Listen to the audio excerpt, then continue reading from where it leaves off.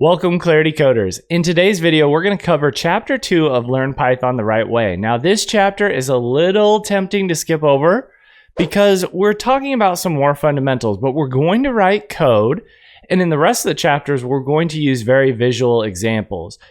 So in this chapter, we're going to cover some of the most important things that I see causing errors in advanced programs down the road, and that's fully understanding what your value types are that you're working with. So let's not waste any more time and jump right in.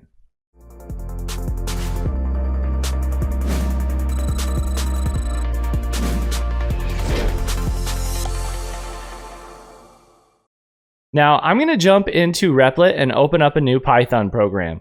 I want to thank Replit for sponsoring this video, and I want to encourage all of you to use Replit if you're following along because it's free and it allows us to work in the same environment.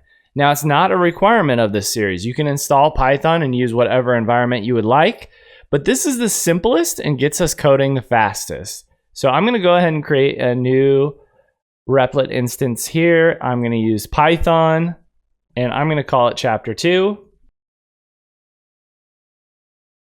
And now we can go ahead and start coding. So the first thing we're going to talk about in this chapter is values.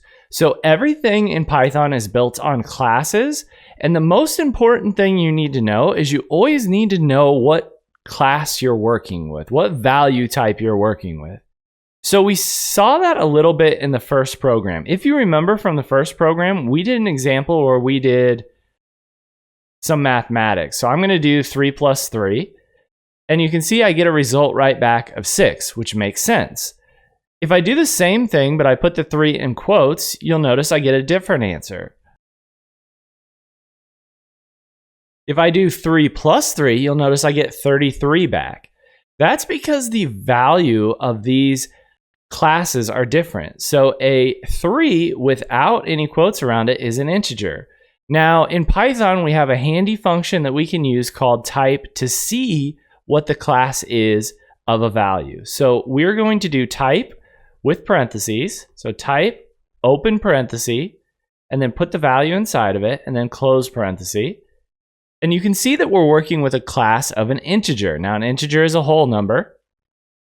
You can see that if we put quotes around it, we're working with a class of string. So these are two different value types that we have in Python. And you want to be aware of what you're working with, because if you don't understand something down the road, you might be able to use the type case to see what you're working with and then Google how to work with that class. So those two that we've covered already, you can create a string in a couple different ways. Now, typically, a string will look a little different than a single number. Typically, a string is going to be a series of characters. So one of the most common you'll see is hello world.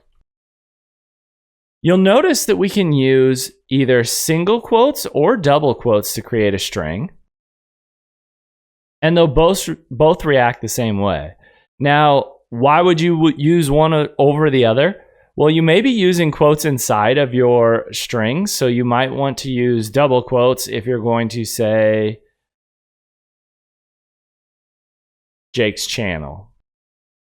So because I use single quotes inside of my string, I use double quotes on the outside. You can use them interchangeably though, it does not matter. Now you can also use 3 quotes, and if you use 3 quotes, you're going to be able to put a string on multiple lines. You'll see if I do that, it saves the escape character for a new line. So that's the /n that you see there. So if you print this out in a file, it'll print on multiple lines.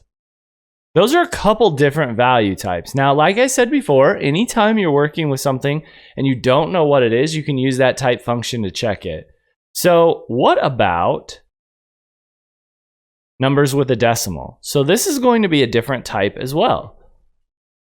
And if we put this inside of our handy dandy type function, you can see that we're working with a float here. So we're going to cover more types down the road, and there are obviously a lot in Python, but those are some of the basics to get us started. Now let's talk a little bit about variables. So variables are going to be a location where we can store data to use in our program. Now variables are going to allow us to create very dynamic programs that can change on the fly.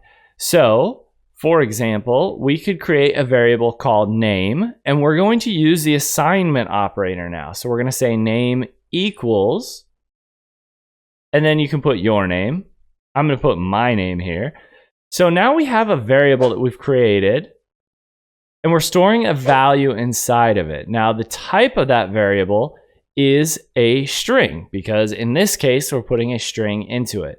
Now, when we're writing in the script window, remember, we have to hit run to actually see the output. Now, if we hit run here, we're not going to get anything back, right? We created a variable, but we didn't do anything with it, and we didn't have any sort of output to our program. So we can go ahead and print out that output. So we're going to use the print function that's built into Python, and we're going to print out name here. Now, notice I'm not typing out the name. I'm using the variable, which is a reference to the string. So whatever you stored inside of here with the assignment operator will now print out. And you'll notice it does. Now we can do one other thing here. We can print out the type, just like we did in the immediate window below. We can print out the type value of name. And you'll see it's a string. Now, in programming, we want to name our variables with descriptive names that make sense to people down the road, or even ourselves, so we know what our program's about, or we know what was trying to be stored inside of that variable. So name is a good one for this. But you'll notice that Python doesn't really care about the variable names at all. So there are some rules for variable names, but this does not dictate what we can store inside of it. For example, inside of name, I could store a value of 3.7, which we know is a float. And if I run this program, Python's not going to be mad because I use name as a variable, even though this is clearly not my name. And you'll notice our output is as expected, 3.7, and then a class of float. Now, one thing you'll want to notice is there are some rules with variable names. So we cannot start it with a number. You'll notice it throws an invalid syntax error right away. We also want to be very careful to not use keywords for variable names. You can see there are some keywords in Python, and I'll put up a list here. You don't have to memorize them, but one dead giveaway is in your IDE, they're typically different colors. Now we're going to talk a little bit about statements and expressions. Now, statements are going to be the structure of our program that allows us to make decisions and make our program dynamic. So we're going to use things like if statements, while statements, and for loops to make our programs very dynamic and allow us to make changes to them. Now, an expression is going to be a combination of values, operands, and comparisons that can be evaluated to give us output in our program. For example, an expression might be, we can get the length of the string hello. So if we get the length of the string hello, you can see that returns 5. Now we can add more to this expression by saying plus 10. So we're going to get the length of the string hello, and we're going to add 10 to it. So you can see here we get back 15. So we can build on these expressions in our programs. Now in Python, we have some operators and operands that we can use as well. Now we've covered a few of these already with our addition. We might have done subtraction, but it works as you would expect. So 10 minus 5. We can also use exponents. So we can do something like 10 to the power of 2. And we'll get back 100, 10 times 10. And we can do division as well. So we can do 9 divided by 3. And you'll notice here something interesting, and we'll get to. If you do 9 divided by 3, you'll notice it actually returned a float to us. That's important. If we do 10 divided by 3, we get back the expression that we expected, 3.33 repeating. We can also do something called floor division here. So we can do 10 with 2 division symbols, 3, and you'll notice we get back an integer value here. Now that's important because it makes a big difference what we're actually doing in our program, and because this is floor division, it's always going to round it down. Now, another kind of different operator that we use a lot in programming that you might not think you would is the modulus operator. So if we did 10 mod 3, what this is going to do is it's going to return us the remainder of the division problem. So 3 goes into 10 3 times with a remainder of 1. So when we do modulus, we're going to get a remainder of 1 back. We can also do type conversions in our program.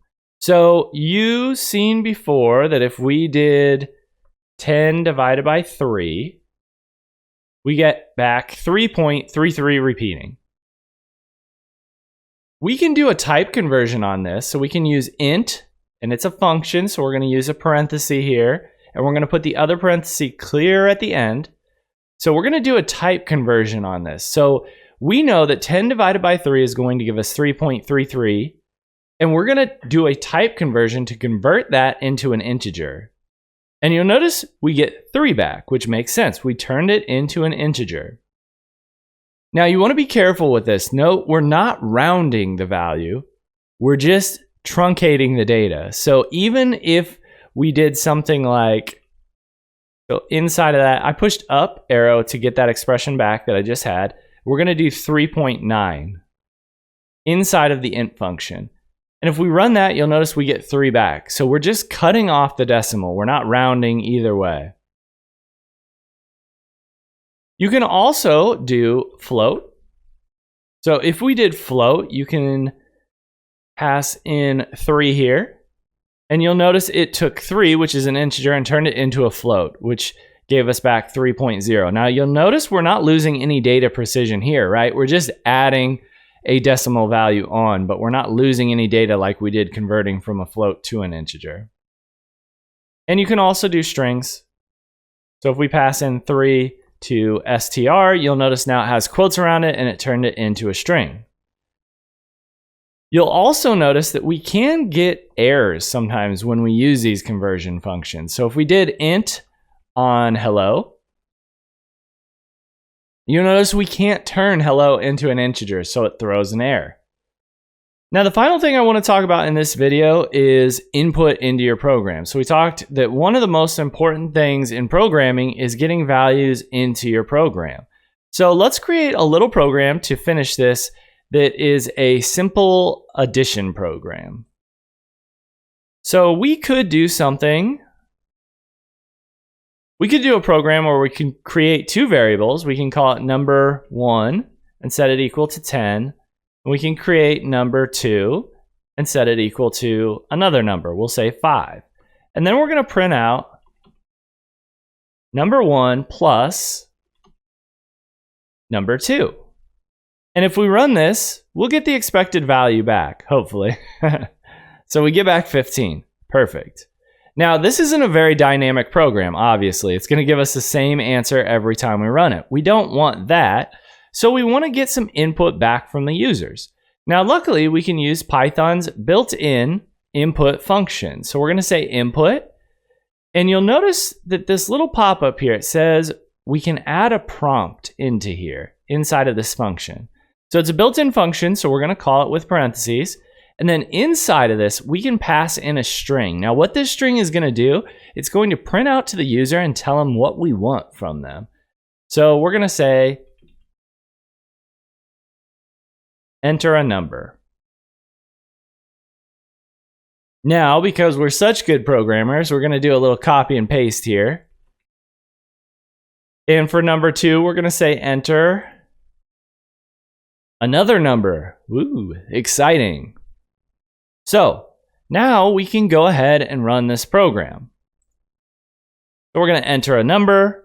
Now I'm not going to put a space or anything. I'm just going to type the number. So I'm going to enter a number. I'm going to put 5 and then enter another number. I'm going to put 5. Now we get back an answer of 55, which is not correct. Now you probably already know what happened. We know that if we concatenate strings together, it just mushes the numbers together and we get 55. But this isn't the right answer. And if you're really struggling with trying to figure out why it didn't give us 10, we can do a little debugging with our good old friend, the type function. So we can print out the type of number 1.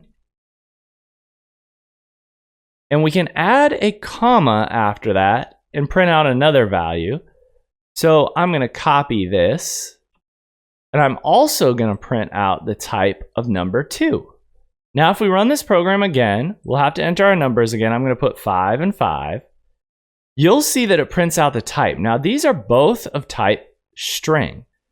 So what happens when we add 2 string values together? It concatenates them. Now, we don't want that. We wanted to add 2 numbers together. So what we can do here is we can do a type conversion, and we can actually do it on the same line here. So you remember our handy int function. So we can do int parenthesis, and we're going to pass in this whole middle section here. So we got to close that parenthesis, and we're going to close it at the end of the line. We're also going to do it to this one. Now if we run this, you'll see we can do enter a number, we can put 5, and we can put 5. And we get back the answer of 10, and you can see they are both of type int. Now, a common error, if you'd put a space and then 5, a space and then 5, you'll notice that still works. It can cut out the space there. But if we would do something like, my number is 5, boom, you'll notice right away we get a value error because it cannot convert my number 5 to an integer. We'll do one more here. So what if we did 5.5? And you'll notice it can't convert that to an integer. Why? We've seen before that if we did int 5.5, we could convert it to 5. But remember, these are coming in as strings. So if we put a quote around this, you'll notice it throws an error. So what are our options here? Well, if you wanted to allow them to add integer or to add decimal values, we could convert it to a float instead of converting it to an integer. Now, if we run this, you'll notice our 5 plus 5 still works. Although if you're very observant here, you'll notice that it has a decimal point now, and the class has changed to float. And you'll notice our 5.5 plus 5.5 also works. Awesome. Hopefully you made it through this far in the video with me. If you get these values and types in place and ingrained in your mind, you don't have to memorize this, but if you know how to access this data and this information, it's going to make your life so much easier down the road. In chapter 3, we're going to start getting into some really cool visual programs. So get excited. Congratulations on making it this far, and I'll see you in the next video. And until then, keep coding.